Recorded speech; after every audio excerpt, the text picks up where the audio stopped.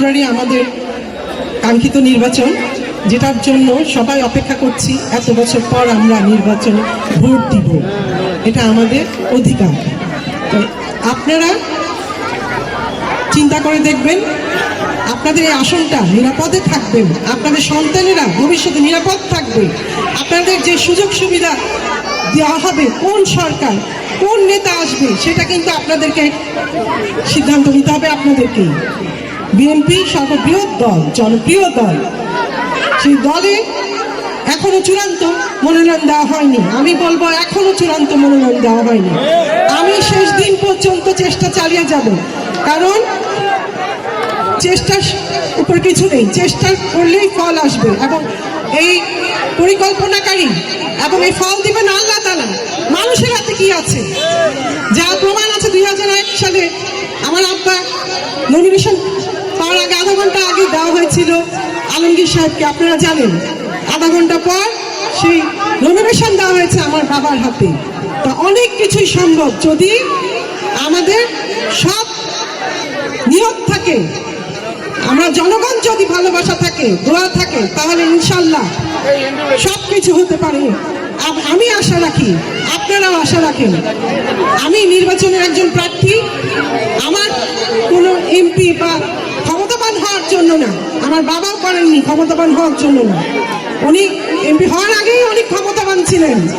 উনি একজন ব্যবসায়ী ছিলেন, একজন ইঞ্জিনিয়ার ছিলেন, রিটায়ার্ড আর্মি অফিসার ছিলেন। উনি দেশের কল্যাণ করে গেছে এমপি হওয়ার আগ থেকে, যেটা আপনারা সবাই জানেন। তা দেশের কল্যাণ করতে হলে এমপি হওয়া লাগে সেটা না, মনের ইচ্ছা হতে হয়। তো সরকারের সাহায্য নিয়ে করতে পারাটা অনেক বড় ব্যাপার, কারণ এটা বৃহৎভাবে কাজ করা যায়, যার জন্যই এই পথে আসা। তা আমি আমার অবহেলিত মা বোনেরা যারা দুস্থ আছেন তাদের পাশে দাঁড়ানোর জন্যই আমার এই আজকে পদক্ষেপ। আপনারা চিন্তা করে দেখবেন কাকে দিবেন। যে প্রার্থীরা সন্ত্রাসীমূলক আচরণ করে, আজকে আমি সাবেক এমপির মেয়ে, আজকে আমার বাবা নেই, আমি এতিম, আমাকে রাস্তায় গণসংযোগের সময় আমার নেতা কর্মীদেরকে নিয়ে আমার উপর হামলা চালায়, আমাকে হত্যার চেষ্টা করে। তেমন নেতা চান না কর্নেল আনোয়ার নাসিমের মতো নেতা চান, সেটা সিদ্ধান্ত আপনাদের।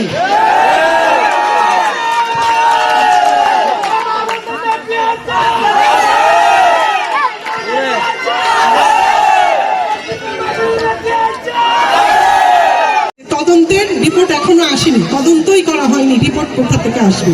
আজকে 72 ঘন্টা কথা ছিল, কতদিন পার হয়ে গেছে বলতেও ভুলে গেছি যে আজকে কয় মাস হয়ে গেল। তো এইটার কথা জাহিদ বলেছে, আমার জাহিদের বউ বলেছে, আমাদের নেতা জসিম ভাই বলেছেন।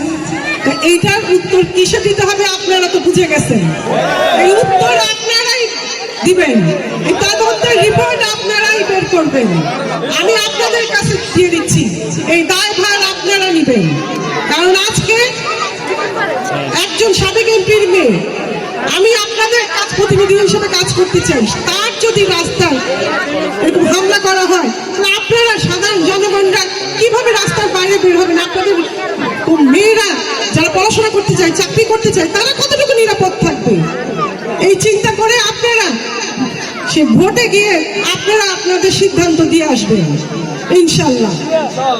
ইনশাল্লাহ আমি জানি আপনারা অনেক বিজ্ঞ, আপনার নিরীহ হলেও আপনারা নিজেদের ভালো বুঝেন। কারণ আমরা 17 বছর অনেক অবহেলিত ছিলাম, নির্যাতিত ছিলাম। আর না, আর না, আমরা এখন অধিকার নিয়ে কথা বলতে পারি। আমরা জানি স্বাধীনতা কিভাবে আনতে হয়।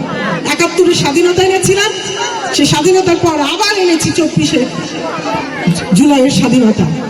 তাহলে দরকার হলে স্বাধীনতা পার আসবে।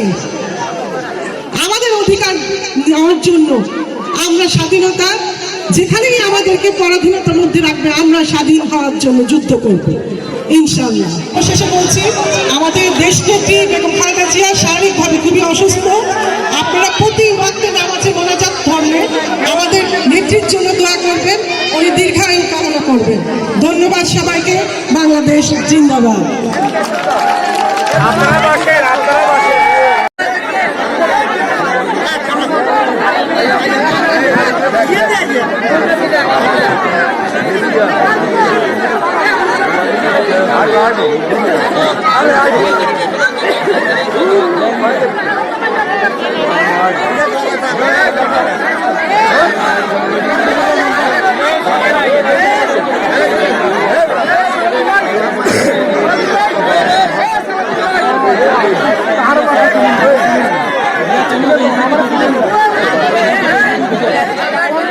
বৃহত্তর অঞ্চলে কোটি মানুষের জন্য সর্বাধুনিক প্রযুক্তির চিকিৎসা সেবা দিয়ে যাচ্ছে লাকসাম ফেয়ার হেলথ হসপিটাল।